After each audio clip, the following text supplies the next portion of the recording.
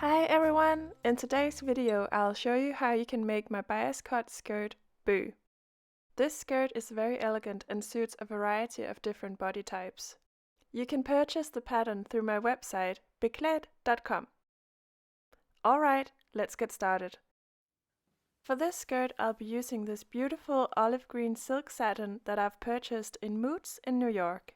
You can use other materials than silk, for instance polyester or viscose, but it's important that the fabric has natural stretch on the bias, which means that the fabric must have elasticity if you pull from the bias. The lining that I'm using is made from satin acetate. When working with finer fabrics, it's very important to use sharp microtex needles to avoid ruining the fabric.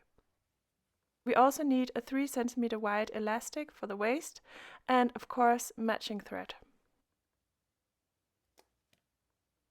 The hardest part of making this skirt is without a doubt the process of cutting the pattern pieces correctly.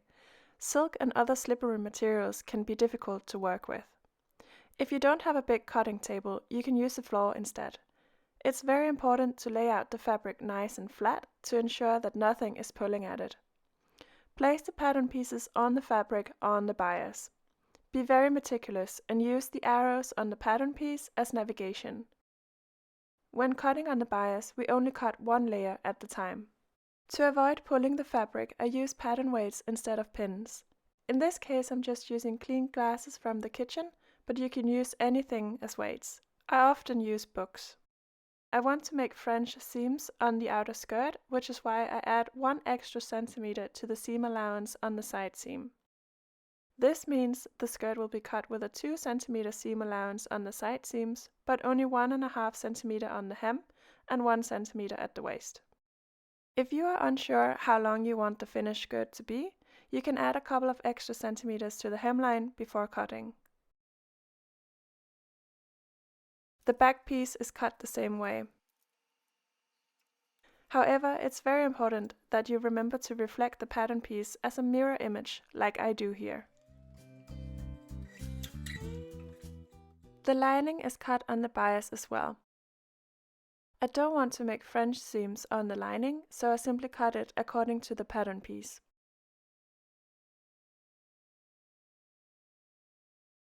Remember to reflect the back piece as a mirror image of the front. To make the French seams on the outer skirt, I start by placing the 2 layers on top of each other, wrong sides together. I place pins at the top and then the bottom of the skirt. Then I place a pin at the center and work my way towards the sides. It's very important to avoid pulling at the fabric during this process, because you'll risk skewing the pattern pieces. The best way is to let the fabric lay flat on the table while you assemble. Repeat this process for the other side. The lining is sewn without French seams, which means that I'll place the pieces on top of each other, right sides together. I have already finished the edges with my serger, but if you don't have a serger, you can use a zigzag stitch instead. Again, I make sure to add pins at the top and the bottom of the side seam before adding pins to the center of the seam. Repeat this process for the other side. I start by stitching the side seam of the lining using a regular straight stitch 1 cm from the edge. I do this on both sides.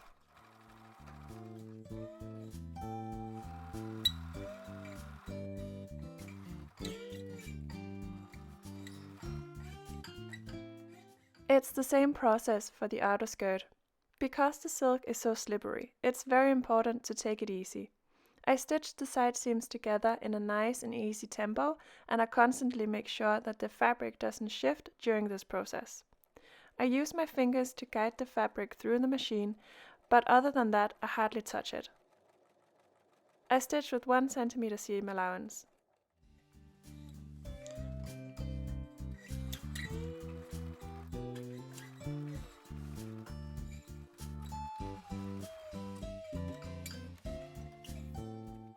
Press open the seam allowance with your iron. If the lining can handle it, you'll get the best result if you use lots of steam. I also press the seam from the right side. On the outer skirt, I start off by trimming the seam allowance to 5 mm. This ensures that the seam allowance won't peep through the French seam.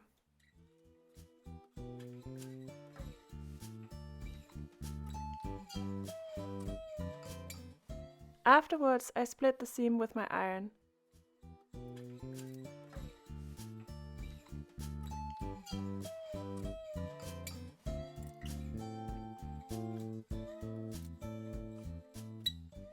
Lastly, I turn the fabric around such that the right sides are facing each other, and then I press the seam flat. I use the same irregular straight stitch. I stitch 1 cm from the edge. I am very careful to not pull the fabric, I simply guide it through the machine. Do exactly the same on the other side.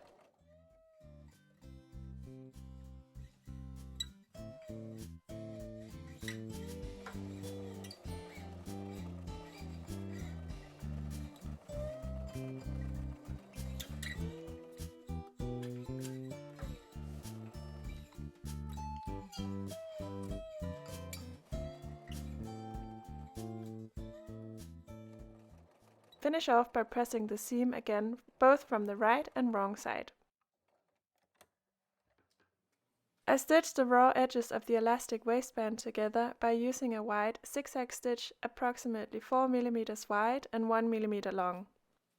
I press the two ends of the elastic towards each other and let the needle catch the ends on each side across the middle. Mark the elastic in 4 equal sections. If you start at the previous stitching, you can easily find the middle by folding the elastic in half. Place a pin. Do this again to find the next two halves.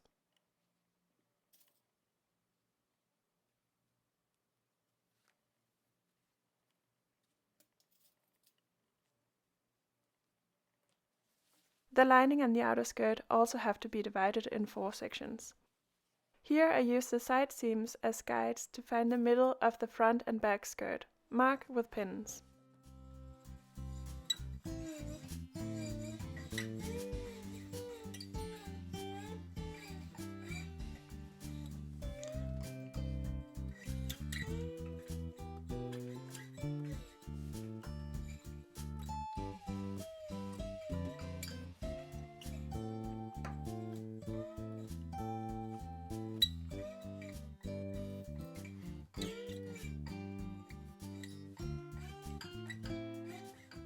The elastic waistband is attached to the wrong side of the lining by matching the pins. I also place pins in the middle part of each section. To do this, it is necessary to slightly stretch the elastic to make it lay flat against the fabric.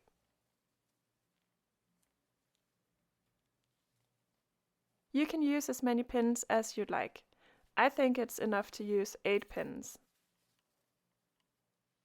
The outer skirt is attached to the inside of the lining such that the right side of the lining is facing the right side of the outer skirt. Use the pins to match up the sections. I start by matching the side seams and then I match the middle sections.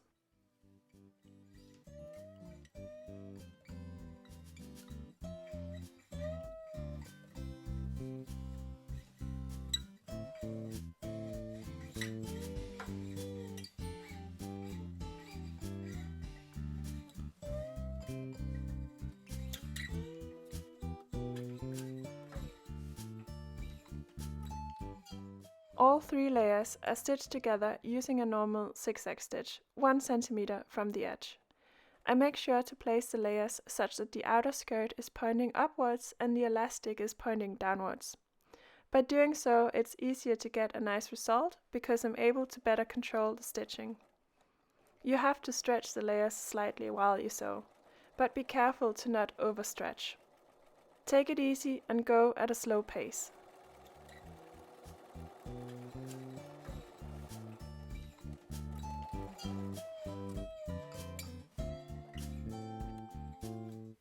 The 3 layers are now attached. I would like to make another zigzag stitch on the inside of the skirt to keep the layers in place, which will not be visible from the right side. Pull out the lining. Stitch right next to the previous stitch, which I have marked with a pin here.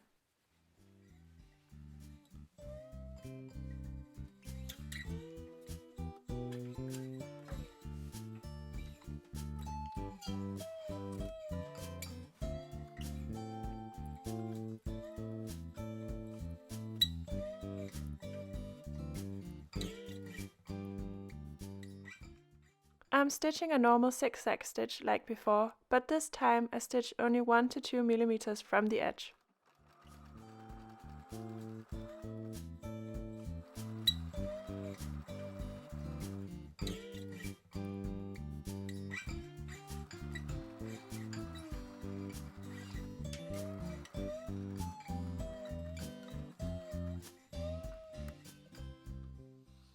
Finish off by pressing the waist from both the outside and inside.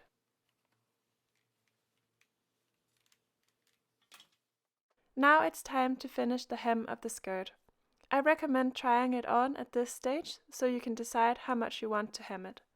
The lining is automatically 2 cm longer than the outer skirt due to the construction. That's why I start off by trimming the hemline of the lining by 2 cm.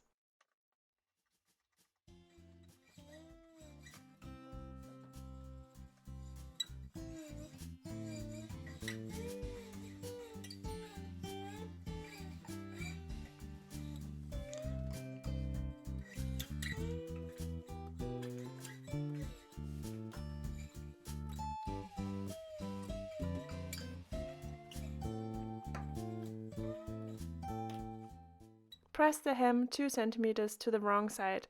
Press it another 2 cm toward the wrong side. I usually don't add pins when I iron the hem like this. I only use pins at the side seams. If you prefer to add pins along the way, you can. I make sure the hem is 2 cm all around the skirt. By ironing the hem, it's easier to maintain the curve of the skirt because the heat from the iron is used to shape the fabric.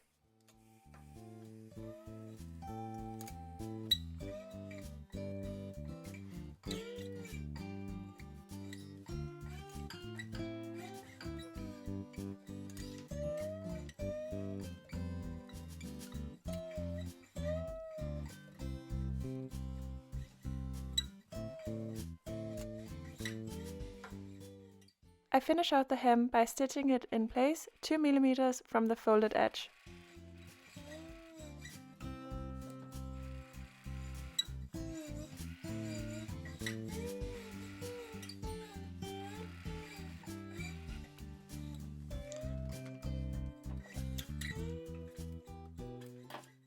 Press the outer fabric 1 cm towards the wrong side. Again I make sure that the hem is 1 cm all around the skirt, and again I'm shaping the hem with my iron.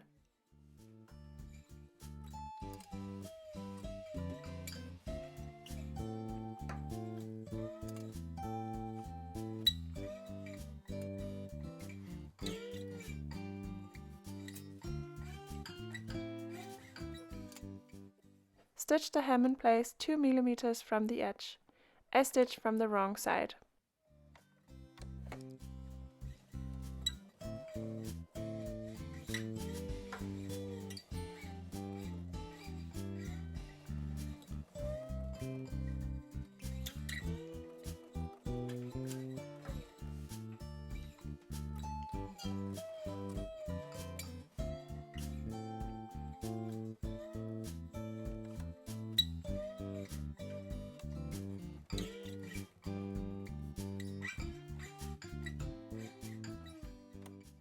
Trim the seam allowance to approximately 5 mm.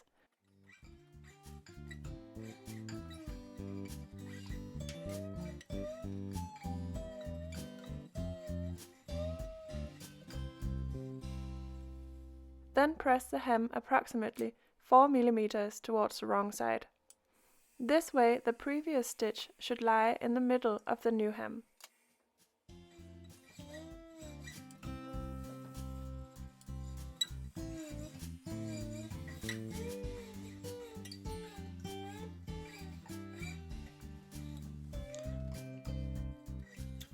The final stitching is done from the right side, since this stitch is going to be visible.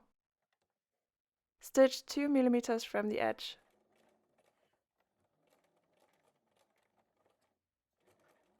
Take it nice and slowly and let the machine do the work to make sure the fabric maintains its shape.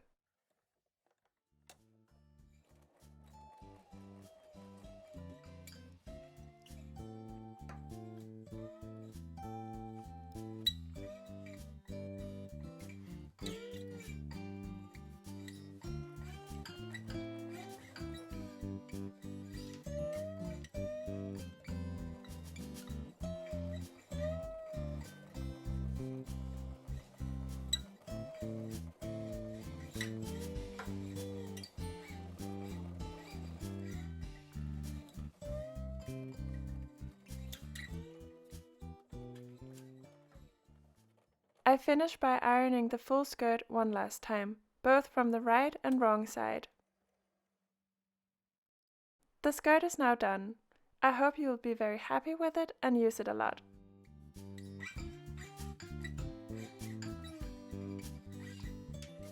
Please remember that you can find all my patterns at my website, beklaedt.com. All my video tutorials can be accessed freely on YouTube.